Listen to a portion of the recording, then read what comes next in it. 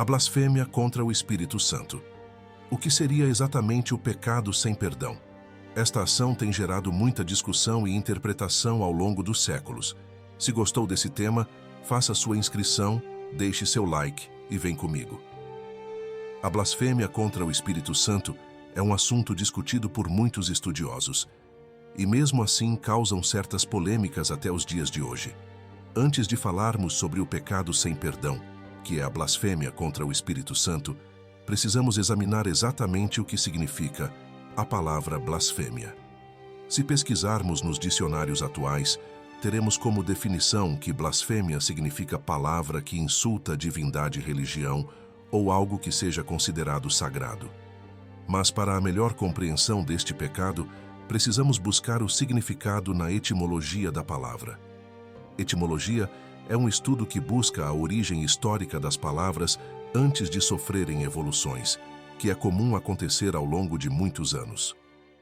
Então precisamos buscar o significado da palavra blasfêmia no tempo de Jesus.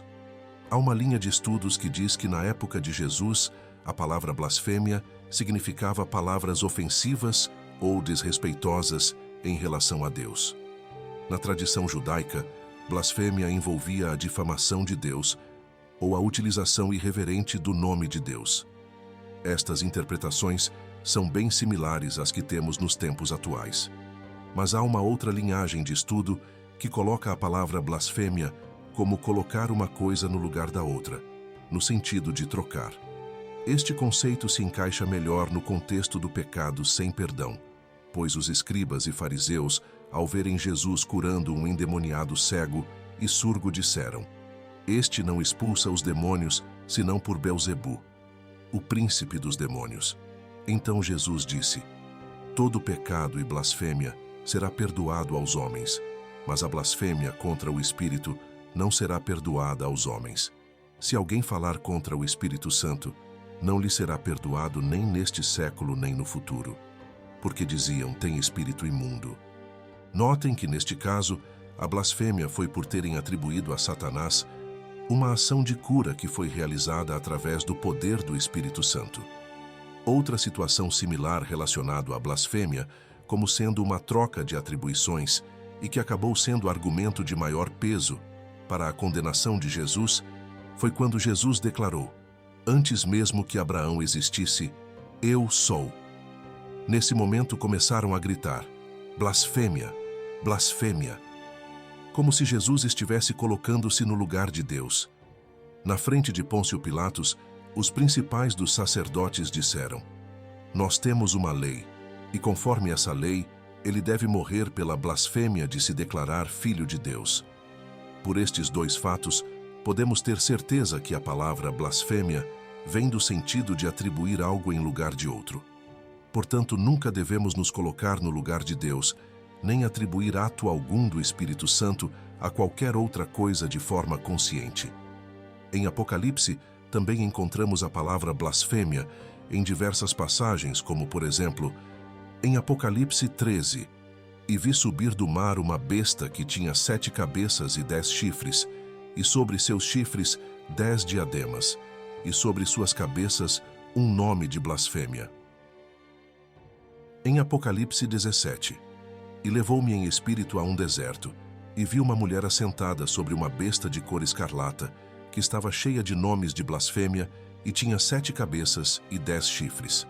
E a mulher estava vestida de púrpura e escarlata, e adornada com ouro cheio das abominações e da imundícia da sua fornicação. E na sua testa estava escrito o nome: Mistério, a Grande Babilônia, a mãe das prostituições e abominações da terra." Estes podem ser nomes trocados, como foi feito com vários nomes bíblicos que nas traduções foram perdidos, substituídos e alguns usados para homenagear divindades pagãs. Mas podem também ser nomes insultando as coisas sagradas. Quanto aos outros sentidos da palavra, devemos considerar? Com certeza devemos considerar, sim.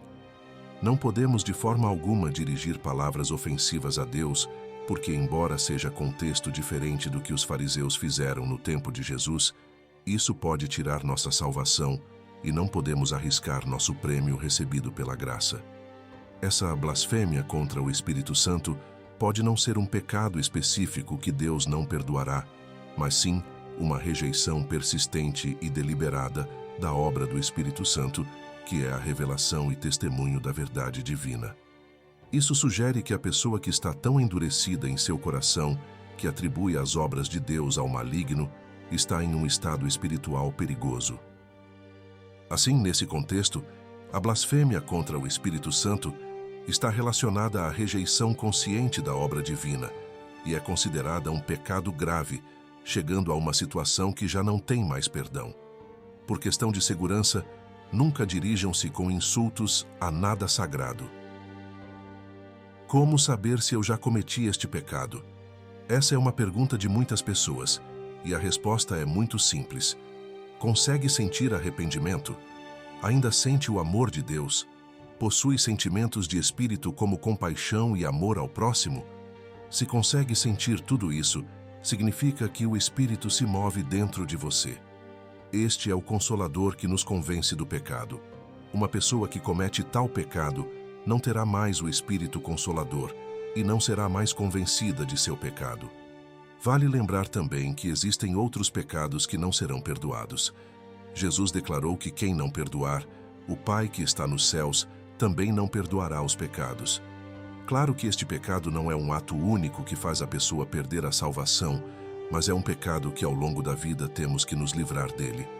Como não sabemos o dia e a hora final, precisamos manter nossa vida sempre limpa e sempre perdoar todos que nos ofenderem ou nos fizerem algum mal. De contrapartida, terminamos com esta linda mensagem de Jesus. Misericórdia eu quero e não sacrifícios. Bem-aventurados os misericordiosos, porque alcançarão misericórdia. Espero que tenham gostado deste vídeo. Não deixe de se inscrever. Fiquem com Deus.